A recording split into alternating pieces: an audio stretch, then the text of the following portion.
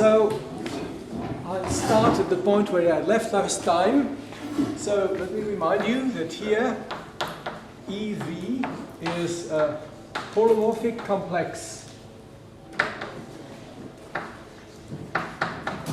of vector values. That GE is a Hermitian metric on E. And I defined N to be the number operator.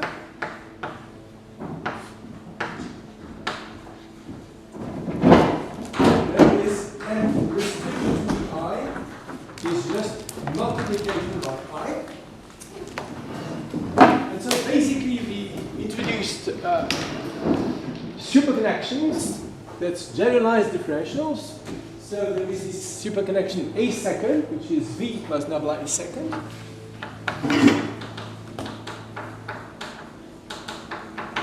And there is its sort of a joint with respect to a modified metric. So we give ourselves T positive and we introduce the modified metric, which is T to the M times GE. So it scales the metric on the various EIs with certain power.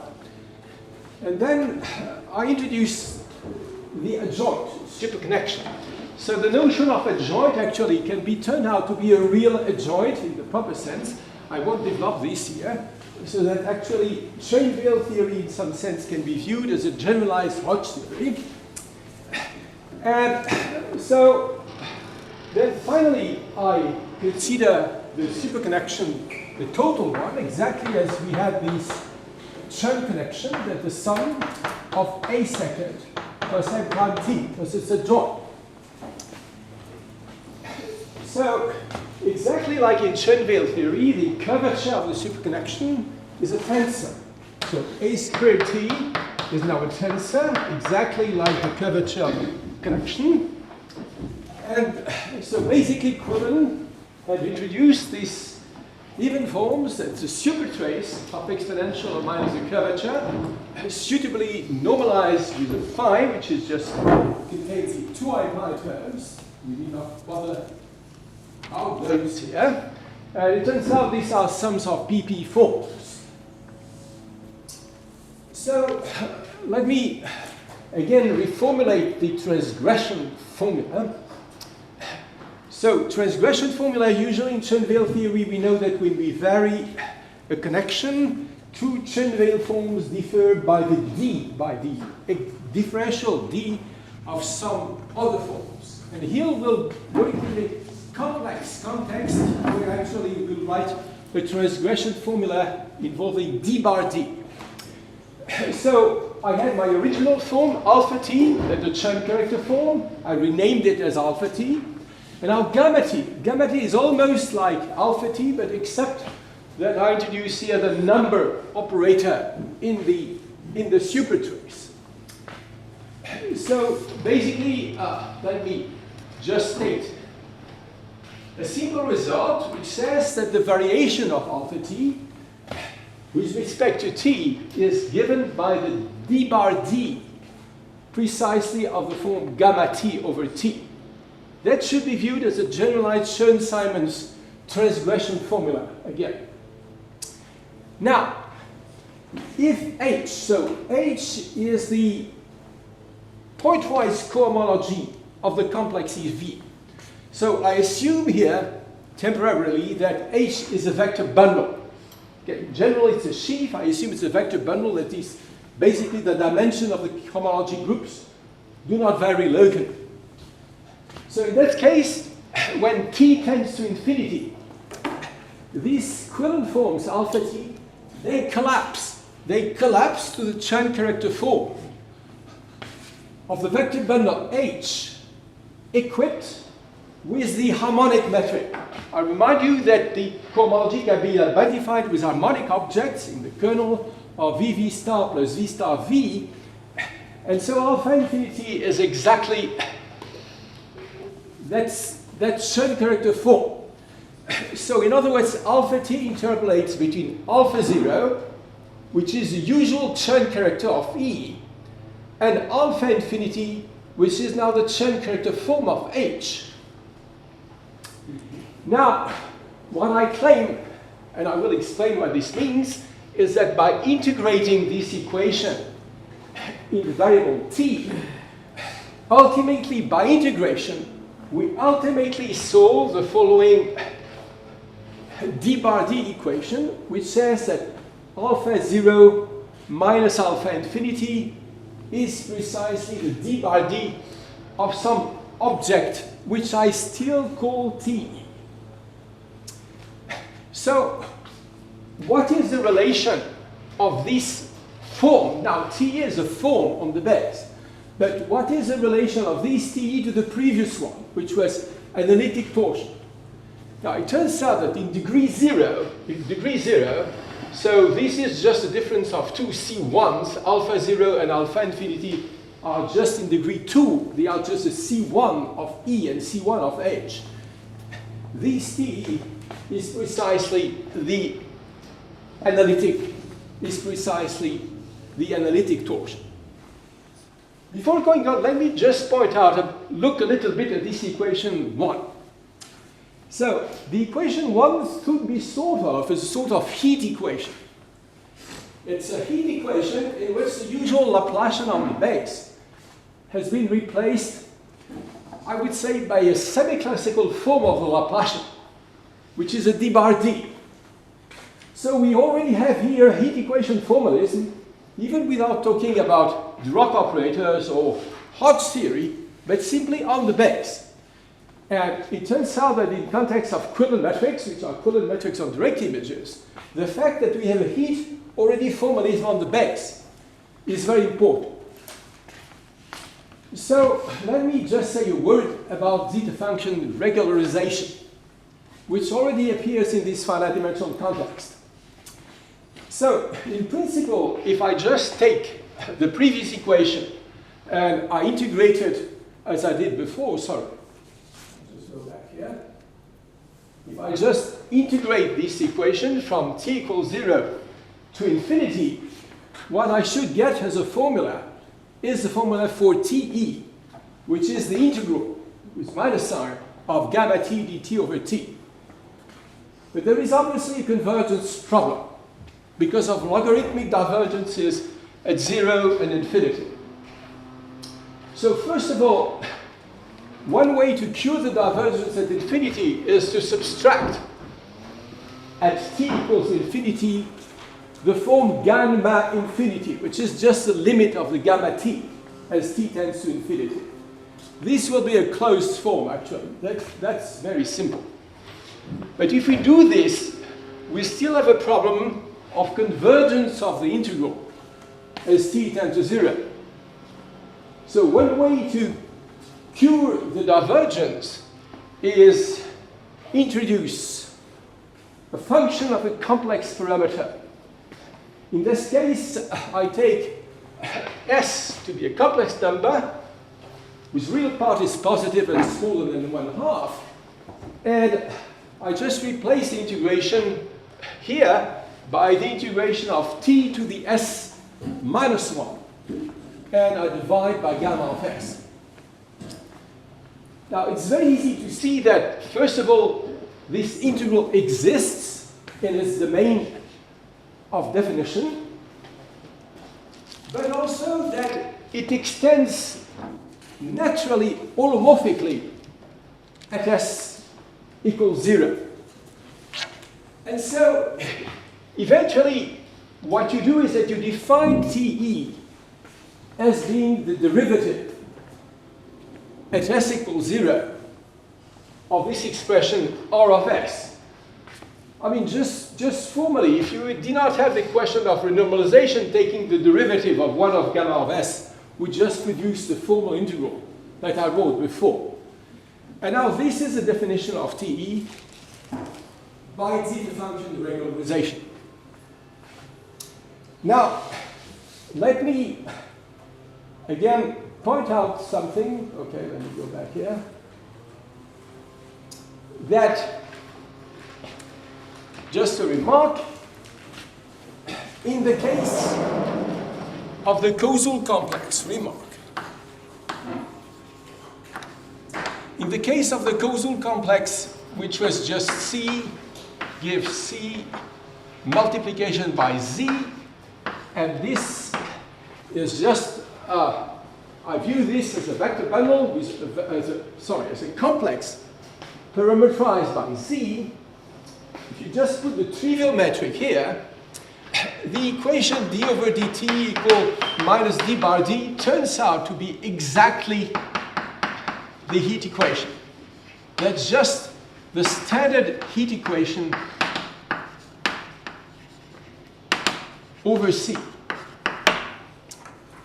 And in this case, TE, at least for Z different of 0, that is, when the complex is exact, when there is no cohomology, TE is exactly the log of this square. And R of S is essentially this square to the S. Okay, so that explains eventually why in degree 0 TE is exactly the analytic torsion of the complex, simply because, as I define it, TE or its exponential is the alternate product of determinants. And actually, when taking the derivative at S equals 0 of a zeta function, let's say trace of delta to minus S, if you take d over ds at S equals 0, you get minus the log of the determinant of the matrix, delta. Okay, so that explains why ultimately in degree 0, TE is exactly the analytic torsion.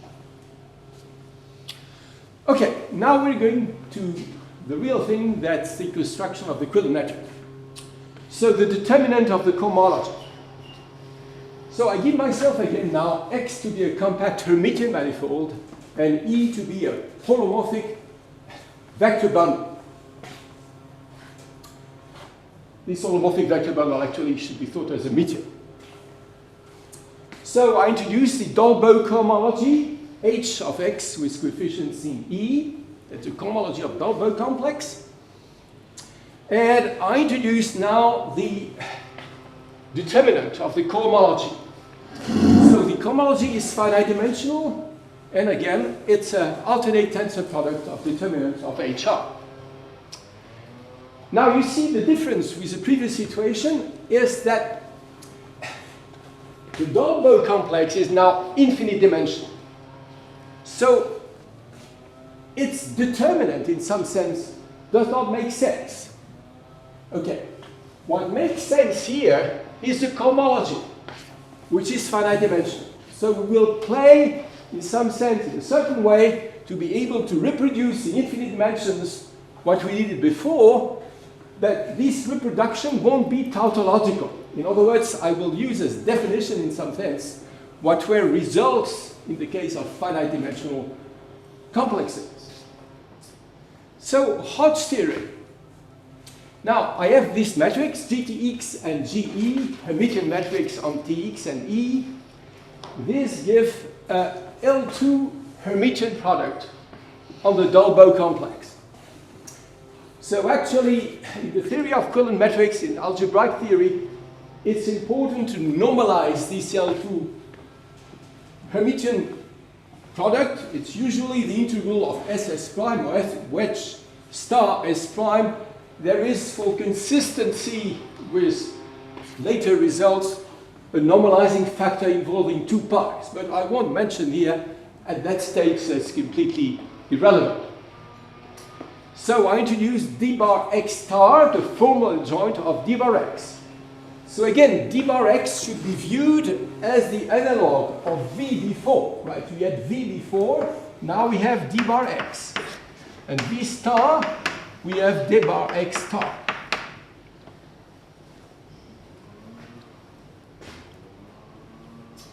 So I'll now introduce the Hodge Laplacian. d d bar x star.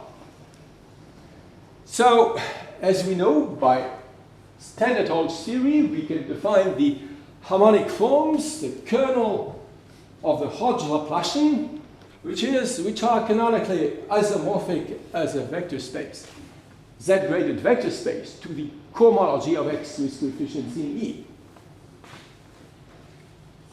So, because the harmonic forms inherit the L2 Hermitian metric, the cohomology itself inherits a L2 metric. So what is the Quillen metric?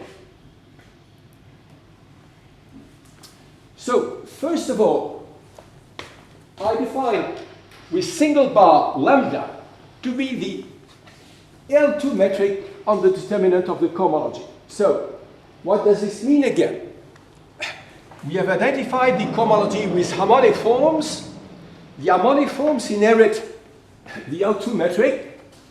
So ultimately, this lambda inherits the L2 metric from the harmonic forms. Now, and this is where the zeta function regularization won't be trivial at all. For every p, that's a degree p, I introduce the trace prime. So trace prime is, as usual, I exclude the zero eigenvalue. So I take the trace prime of the Laplacian to the minus s, acting on p forms. So it's well known that this zeta p is well defined for real part of s larger than n over larger than n. Here n is a complex dimension. So this is easy, but it's a fact that it extends holomorphically at s equals 0. Okay, at s equals 0, this is a worse situation because formally we should get the trace of the identity, and the identity is obviously not trace class. So you have to do something to get the holomorphic extension, and to do this, basically the simplest way is just to use the heat expansion of the trace of exponential minus t Laplacian.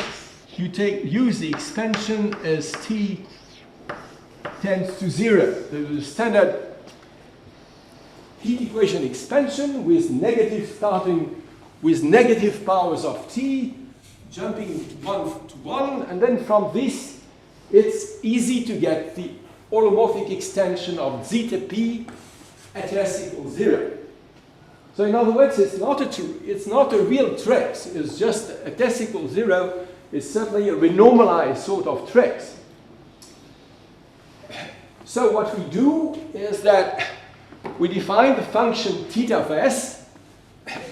That's again the same sort of alternate sum with a weight p zeta p of s. So that's a function theta of s. This function is holomorphic at 0. So I define t to be the derivative of the function theta at 0, and this is by definition what is called the Ray-Singer torsion. Now, I introduce the Quillen metric. Now the Quillen metric is by definition again a metric on the determinant of the cohomology. By definition, it is the product of the L2 Quillen metric, which is itself well defined because the cohomology is finite dimensional, corrected by the exponential of t. So again, this formula looks exactly like the formula here we had in the finite dimensional setting. However, in the finite dimensional setting, it was a sort of tautology. It was just a relation, obvious relation between two metrics. Here, it's a definition. And again, the reason why we have to put this as a definition and it's not a tautology is that the determinant of the Dolbeault complex is itself not well defined because the Dolbeault complex is infinite dimensional and it doesn't have a nice sort of linear algebra on which we could work. So this is a definition of the Quillen metric. I just have a question. Is the point of this that now, with the correction, varies sort of smoothly in families? Yes. So this will be the next slide. Oh, okay, okay. Okay. So let me now just say again, the situation is formally similar to the finite dimensional case, where now it's just a Dolbeault complex. But now this is a definition. It is not a tautology. So, direct images. So I now give myself pi to be a proper holomorphic submersion. Pi M2S. So in other words, what I have is that I have a projection with fibers will be called X.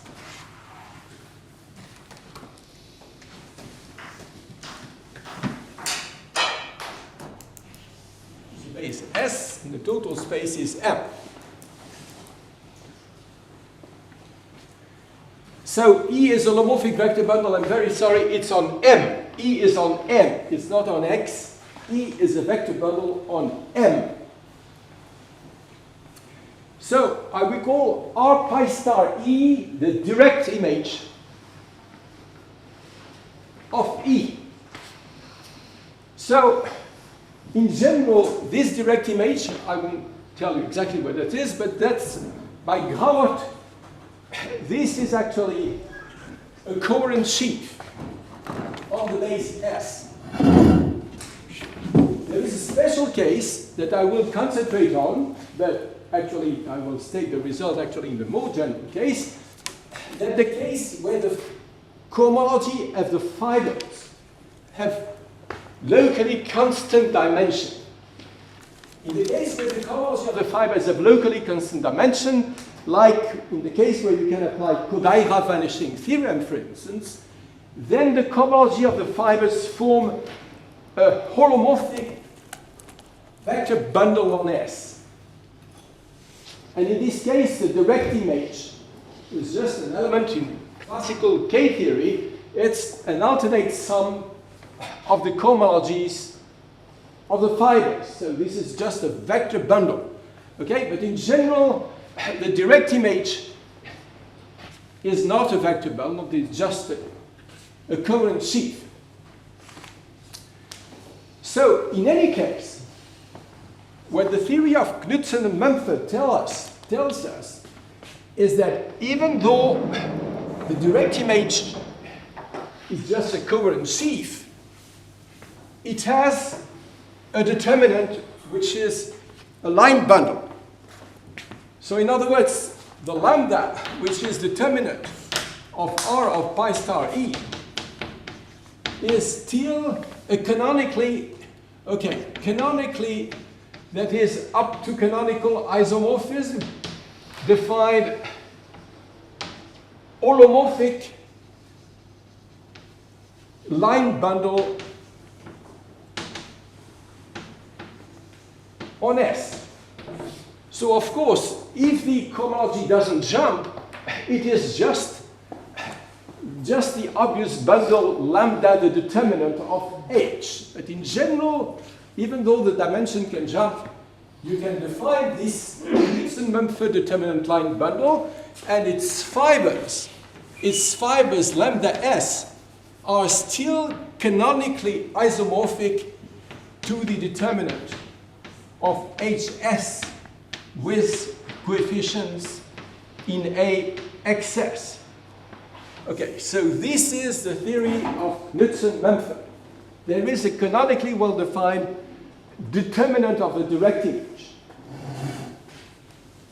So let me now state the curvature theorem. So I give myself GTX and GE metrics on TX. So TX is the relative tangent bundle. It's a tangent bundle along the fiber. And I give myself a metric, also Hermitian metric GE on E. So this is a theorem that I proved with Quillen and Soulet in 1988. The first thing is that the Quillen metric is a smooth metric on the Knudsen-Mumford determinant. Okay, so we need to understand this. So I told you for every fiber, I defined a Quillen metric on the determinant of the cohomology. This Quillen metric can fiber-wise be transported to the Knudsen-Mumford determinant because these two things are isomorphic. What I'm saying is that when you do this transfer, you get a smooth metric on lambda. So what this means in particular is that the correction of the L2 metric, the L2 metric is generally badly behaved for reasons that I already explained, but there are jumps. What you correct by the analytic torsion, the things compensate, and you ultimately get a smooth metric. Wait, but does the metric on the cohomology itself have some kind of regularity? You're saying it's L2? No, I mean, no. Does it have any general, kind? when you have just a common sheaf, it can be terrible.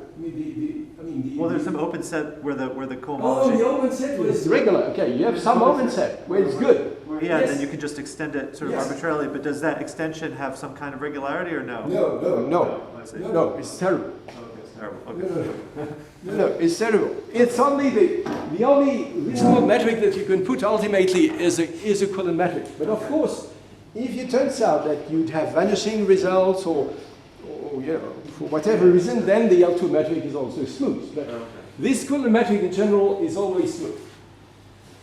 Now, let me just take the second result. So the second result is a result of compatibility to the Riemann-Roch-Grothendieck formula. So maybe I will remind you that by Riemann-Roch-Grothendieck, in whatever sense you want, we know that the Chern character of the direct image is equal to the integral along the fiber of Todd of Tx. So Tx again is the relative tangent bundle times the Chern character of E. Okay, this is Grothendieck-Riemann-Roch. You can take it in whatever cohomology theory you want, in Chow groups or Durham cohomology, whatever. This identity is known. So in particular, by taking the C1, we find that the C1 of R pi star of E is equal to this thing here in degree 2. So the result I'm going to state is a refinement of this result. Okay, so in other words, first of all, let's look at the right-hand side. The right-hand side consists in replacing the Todd class or Chern character class by Chern character forms. So in other words, Tx and E are now Hermitian holomorphic vector bundle, so they do have Chern connections, and so you can consider the corresponding Todd and Chern forms. You integrate the right-hand side is just the integral as a form, and you take the piece of degree 2. Now the left-hand side is the C1 form, again, of the determinant line bundle lambda, Knudsen-Mumford, equipped with the Quillen metric. And it turns out that these two things are equal. So in other words, this result refines Grothendieck-Riemann-Roch at the level of differential forms. Let me just point out that the result is not at all a priori predictable. Even though I try to explain to you that the Quillen metric is natural in its category because of algebraic similarities with a finite dimensional situation, the right-hand side is natural because of Grothendieck-Riemann-Roch. But the fact that these two things are equal, these should be viewed as supernatural. Okay, so, okay, now, let me now just state a few assumptions. So this result is not always true. It is true under certain conditions. The first condition is that the projection has to be locally scalar. So locally scalar, I mean, the scalar property is a property of a complex manifold. It tells you that if you have a small open set on the base, the reciprocal image can be equipped with the Quillen metric. Okay. So in particular, the fibers are scalar. But there are situations, for instance, with case 3, where the fibers are scalar, but the fibration is not locally scalar. So this is a sort of, I would say, global property of the fibration.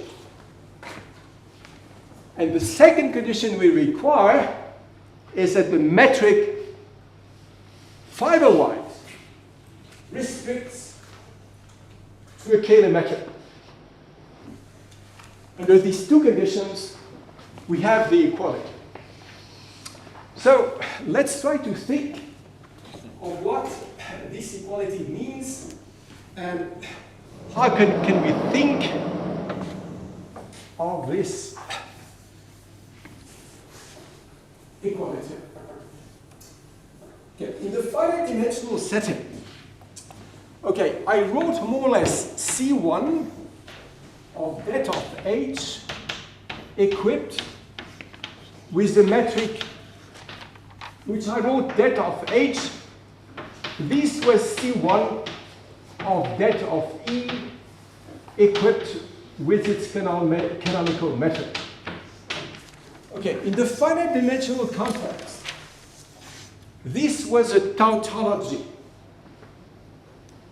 Okay, so this double metric was just actually tautologically speaking the metric that of E.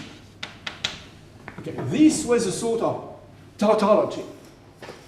In the present context, what you should view this right-hand side as being a replacement for C1 of that of E, that is C1 of that omega 0, 1 x with coefficient unit x, equipped with its L2 metric.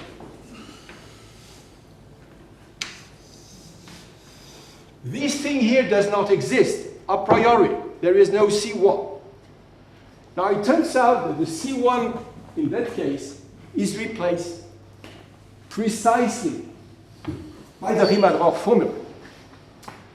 So I will give a hint on how the proof works, but first of all, let me explain what Bord-Chern classes are. So if E is a vector bundle with two connections, so there is a Chern-Simons theory, which tells you that there is certain class, Chern-Simons class, which is well-defined modulo exact forms, such that the D of this Chern-Simons class is given by the difference of the Chern-Weil forms associated with nabla E prime and nabla E. So this is just for real manifolds. In the complex context, we have the Bot-Chern theory of Bot-Chern classes, which tells you the following, that if you have a holomorphic vector bundle equipped with two distinct metrics, the difference of the corresponding characteristic forms associated with P can be canonically written as the d bar d of psi. Okay, this is in some sense the consequence of results and Bot and Chern. These classes P tilde are defined modulo sums of d bar and d, which lie naturally in the kernel of d bar d. And in these Bot-Chern classes can actually defined axiomatically. You just have a series, well, you request functoriality, you request that they verify this d bar d equation, and you request that when GE is equal to G prime E, P tilde is equal to 0. These three conditions define these so-called Bot-Chern classes unambiguously. Now, sorry, what is P of GE? Sorry? P of GE. Oh, here? No, in the second. Yeah, this. Oh, this here? This is a corresponding Chern-Weil polynomial associated with a Chern connection corresponding to the given metric. Okay, so you have a holomorphic vector bundle, a metric, it determines a Chern connection, and then you take the corresponding Chern-Weil polynomial associated with this Chern connection. The first thing should be GE prime. Oh, yes, yeah, okay, sorry. No. Oh, Yeah, this is oh, yeah, G prime, sorry, not G prime. Sorry. Okay. Now, actually, from the Quillen curvature theorem, you can find that the Quillen metrics, when you vary the data in their corresponding class, that is, if you vary the metric GE and you vary the metric GTX vertical metric in the category of Quillen metrics, the variation of the Quillen metric can be computed locally in terms of Bot-Chern classes. Okay, so in other words, you take the right-hand side is the Todd Chern, you have this Todd tilde, Chern tilde. Of course, there is a product to be defined on Bot-Chern classes. This requires some care. But ultimately, in some sense, that's at the same time an ingredient, but also a consequence of the curvature theorem, telling you the Quillen metrics vary essentially locally. You can compute by local variation. And these formulas are just extensions of the Polyakov anomaly formula. So in other words, Polyakov was formulating this where x is of dimension 1, complex dimension 1, where actually you do not see so much. You don't see Todd and Chern and so on because the dimension is too low. But actually the key to understanding Polyakov is saying there is behind Riemann-Roch, there is actually 112 or 16 which appear. That's exactly the coefficient which appears in the expansion of Todd. Now, let me just give a hint of how the proof goes. So first of all,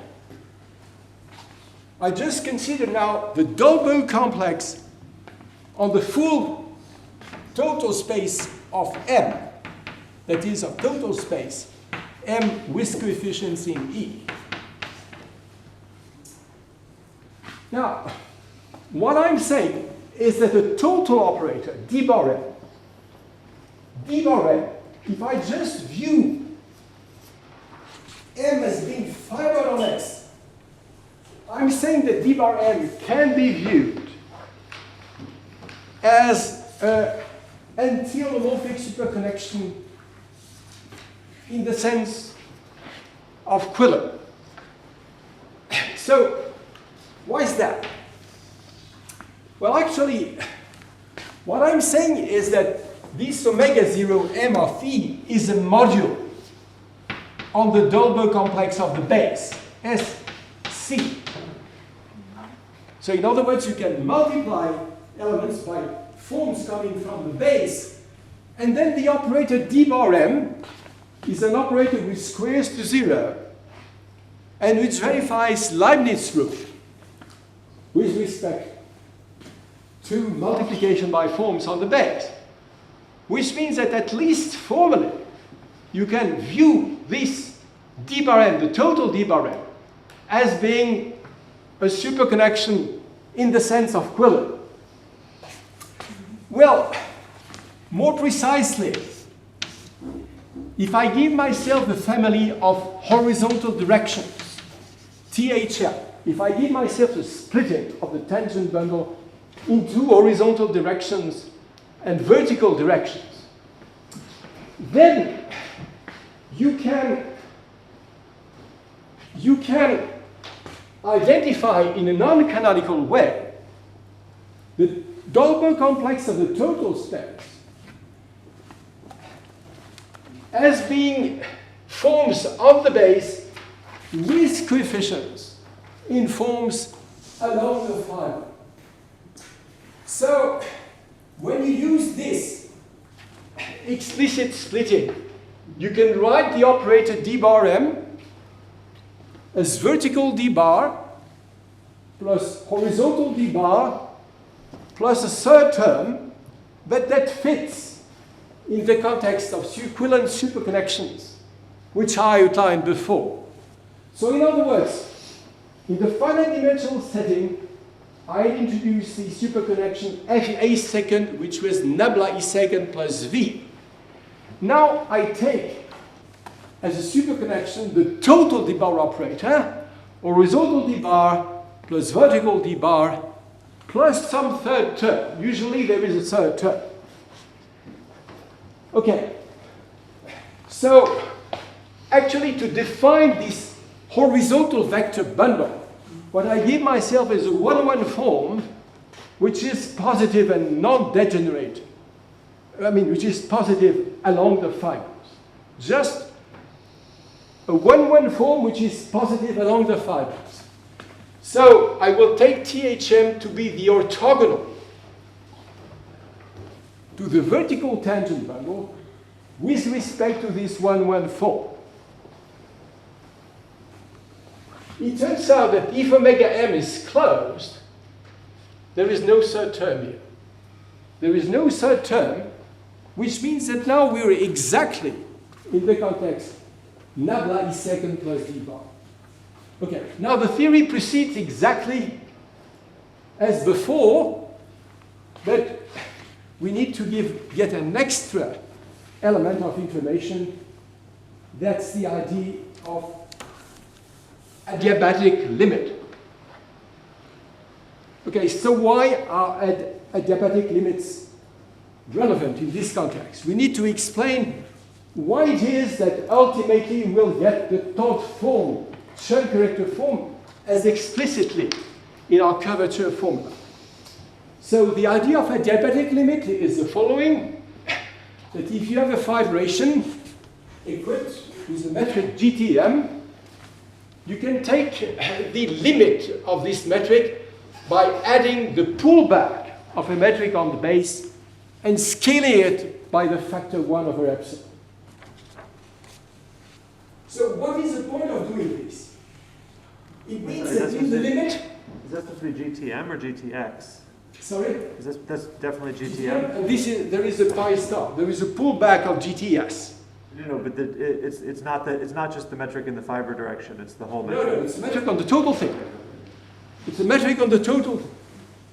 Okay, so what you do is actually you make the fibers more and more distant until the point where at epsilon equals 0, the fibers are infinitely far from each other. Okay, the point about this is that if I call dm epsilon the Dirac operator associated with such a metric, well, the metric doesn't have a limit. As epsilon tends to 0, the metric explodes, the fibers become infinitely distant from each other. But the Dirac operator, dm epsilon, when epsilon tends to 0, has a proper limit. And this limit is a superconnection of the base, and it is ultimately the superconnection we used to prove the curvature theorem. So I won't give much more detail about this. So dm epsilon converges to A, which turns out to be the adjoint of the previous d bar m with respect to some construction that I won't explain. Ultimately, that's one of the ways we prove the curvature identity. Let me also point out an important factor is that the Kähler identities have a proper limit. The Kähler identities, in the case with the metric GTM is scalar and GTS is scalar, the Kähler identities have a proper limit reflected in properties of the superconnection A, the total one. And that's what's hidden in the proof of the curvature theorem. So principle, adapt the finite dimensional superconnection formalism in this infinite dimensional setting. The proof combines results of Frida myself and the smooth case with the proof of the anomaly formulas, which are the hardest part described before. The anomaly formulas describe the way the Quillen metric varies in terms of the given Hermitian metrics. Now, the question of functoriality. So, let me just describe abstractly what is the question of functoriality. So it often happens that two determinant lines, lambda and mu, are canonically isomorphic. So the idea of functoriality is as follows. These two determinant lines can be equipped, each of them in its own category, with Quillen metrics, double bar lambda and double bar mu. General principle. The ratio of two such Quillen metrics will be given by an explicit local formula compatible with the curvature theorem. So in other words, the principle of functoriality, it's not a theorem, but now it's a theorem if you like, which is to say every time that two determinant lines are properly canonically isomorphic, you can compare the Quillen metric in terms of an explicit local formula. So not only is the Quillen metric up to local terms invariant under change of the given metrics GTX and GE, but even when you pass, let's say, from one Quillen metric on one manifold to another one, as long as these two determinant lines are isomorphic, you must hope to get an explicit local formula. This is the principle of functoriality. The simplest example, again, are the anomaly formulas for Quillen metrics. You have the same determinant line equipped with two different Quillen metrics. There is a local formula comparing the two. So let me explain the results in the case of embeddings.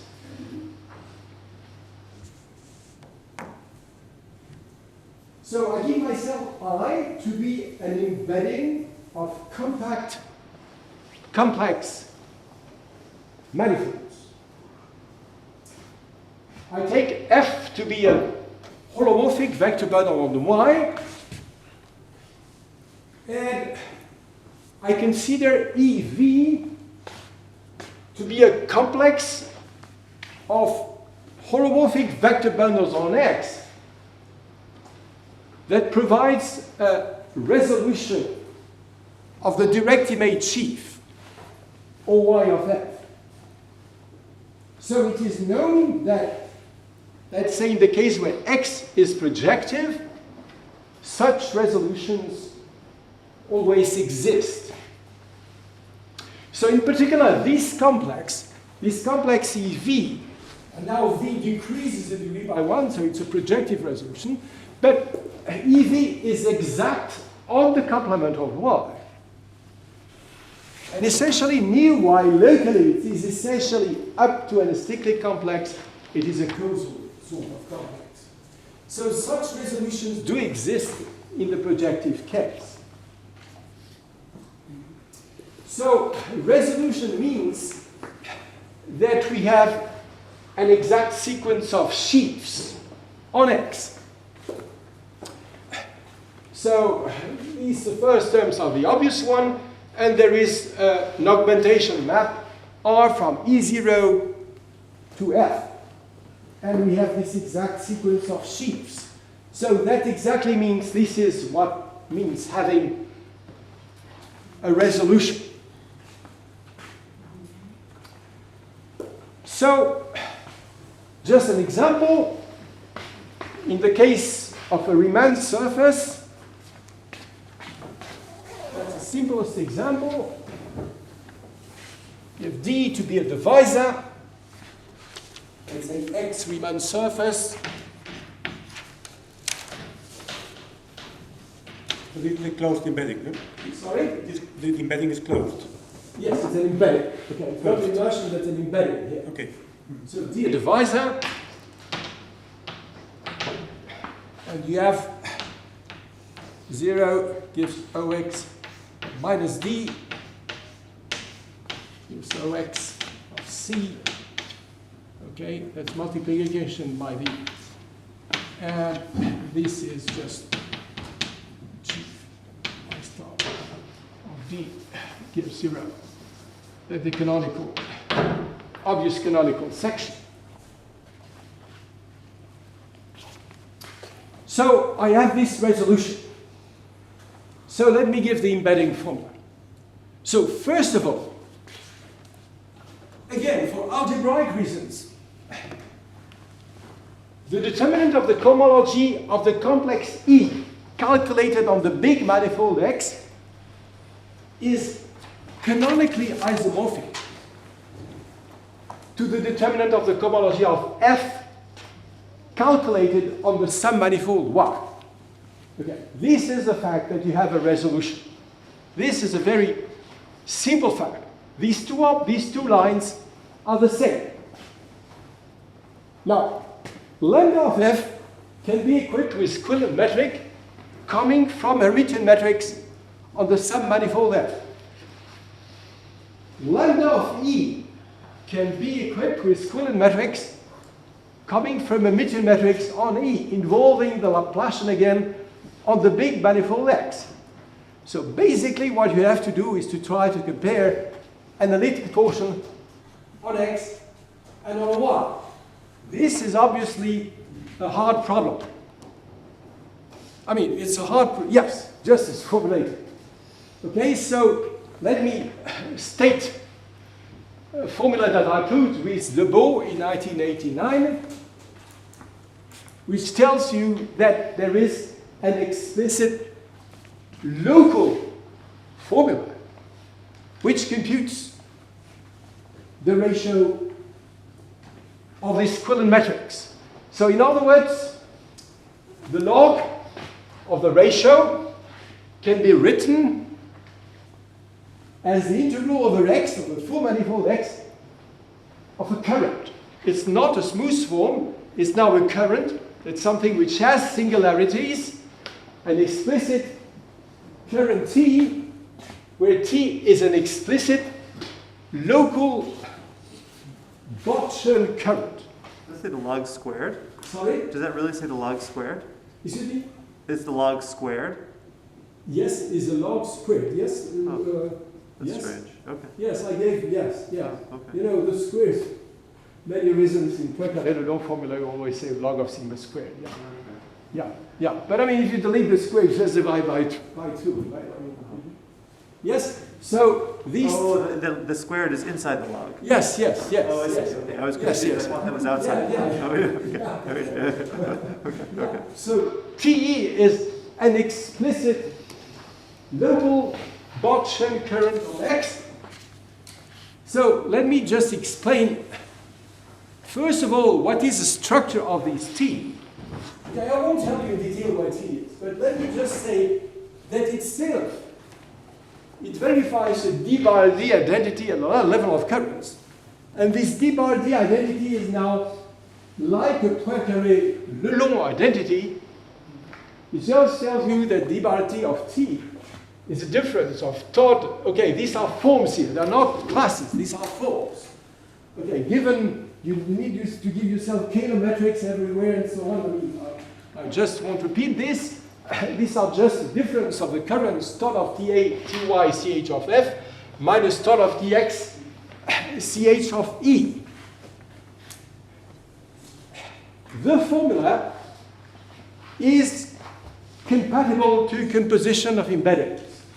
Okay, so in other words, it's fairly obvious that if you have y prime a submanifold of y, you can redo the thing again.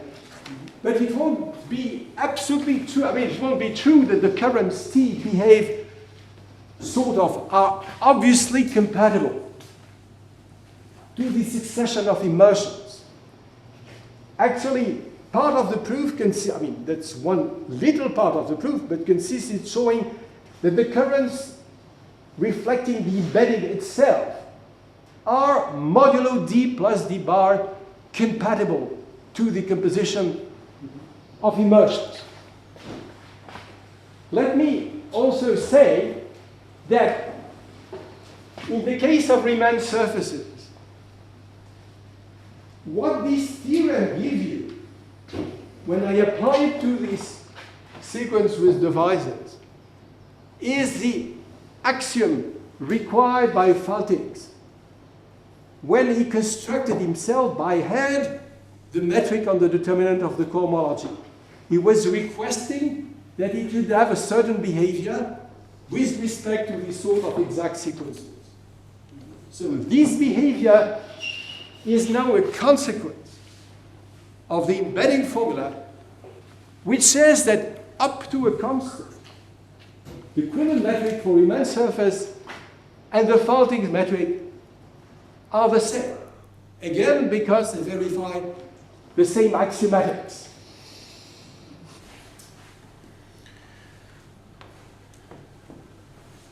So this embedding formula is the main tool to study the behavior of Quillen metrics under degeneration. I mean, this question of studying the behavior under degeneration arises in particular when you consider moduli spaces and you go to the boundary and the moduli degenerates and you want to understand what is its behavior. So actually using the Quillen formula, this embedding formula, you embed the whole situation which degenerates in a big manifold which itself remains smooth. You use the embedding formula, and this allows you ultimately to obtain a control of the Quillen metric on the singular manifold under the more and more singular manifold by just using the embedding formula. Are you degenerating the Kähler metric now? I mean, are you talking about degeneracies? Yes. Or the Kähler metric in, say, the Kähler code or Yes. things like that? Okay. Yes. So actually, what the formula, the embedding formula, expresses is functoriality of the Quillen metric with respect to the projection to a point. So y embedding to x projected to the point. You have the Quillen metric here, and this is the comparison formula between the two Quillen metrics. Okay. Now, composition of immersion and submersion. Okay. From the perspective of proving Riemann-Roch-Grothendieck, in this refined category of vector bundles with metric, what we know by Grothendieck's strategy is that basically we have to reduce the problem to the question of embeddings or immersions and the question of submersions. There is a corresponding formula for a composition of immersions and projections, more general. Okay, now, let me just make a somewhat cryptic statement. How much time do I have? You're out of time. I'm out of time. Okay, so I conclude on this. So in Aharonov geometry, which is geometry of arithmetic geometry with metrics.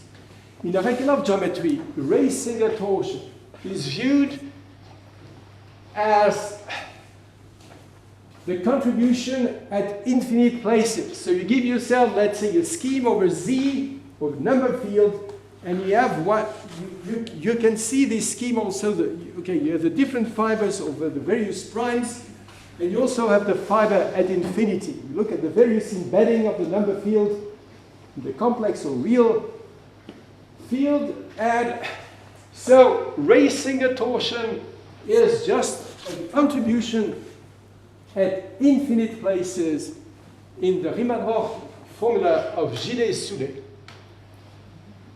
that expresses the arithmetic degree of the determinant of the direct image in terms of arithmetic characteristic classes. So let me just maybe explain what this means really. So when you are in an algebraic setting, you have an algebraic vector bundle, you have the notion of algebraic sections of a vector bundle. The formula of J.M, in which the Quillen metric is part of it, gives you a formula for the log of the co-volume in the complex cohomology at the various infinite places of the lattice of integral sections. Okay, so with respect to the Quillen metric. Okay, so in other words, we have this notion of integral sections which come from algebraic geometry, and what the formula tells you is the formula for the log of this co-volume in terms of arithmetic characteristic classes. These arithmetic characteristic classes themselves, they are characteristic classes on the full scheme, but their dependence on metrics is expressed in terms of Bott-Chern classes. So these arithmetic classes, they have a piece which is in some sense metric independent, and the contribution at infinity is metric dependent. The formula gives you, in some sense, a log, an expression, a Riemann-Roch formula, in which one of the terms is a log of the co-volume of the lattice of algebraic sections with respect to the Quillen metric in terms of arithmetic characteristic classes. The reasons why we're interested in this log of this co-volume is Minkowski theory of numbers, which tells you you want to count how many of these algebraic sections there are in a given ball. Using Minkowski theory, ultimately you're able to get some control on the existence of these algebraic sections. Okay, so I'll stop here. Thank you.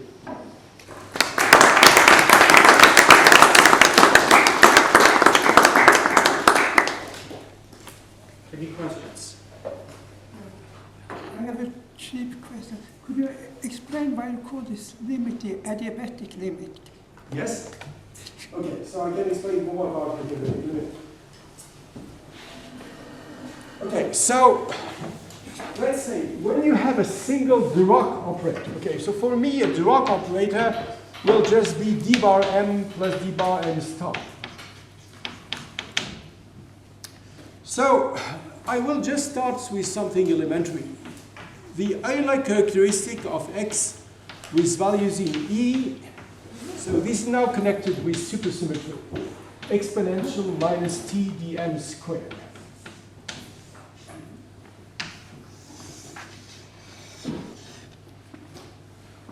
Okay, so I start with something else, okay, which is very simple. Formula for the Euler characteristic, which says that for t positive, you can express the Euler characteristic as being the supertrace alternate sum of traces of heat kernels in various degrees. This formula is very easy to prove because there is a contribution of the zero eigenvalue, the harmonic forms, we just give you the Euler characteristic, and the other complexes are exact, so the Euler characteristic is zero. So this formula is obvious. Now the point is how to take t tend to 0. When t tends to 0, we can express the right-hand side as a supertrace of pt of x and x dx, where pt is a heat curve.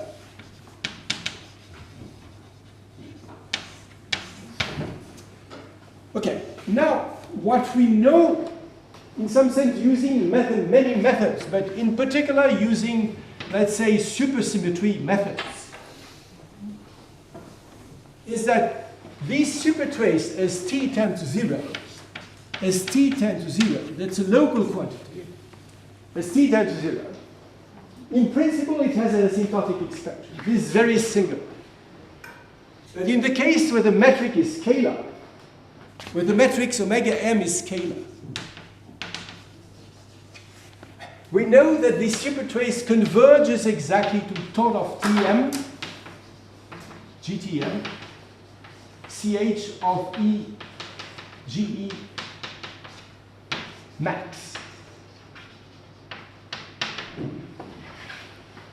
Okay, so in other words, the local supertrace converges locally, in some sense, to a Chern-Weil theoretic form, explicit form, and of course this proves the Riemann-Roch formula.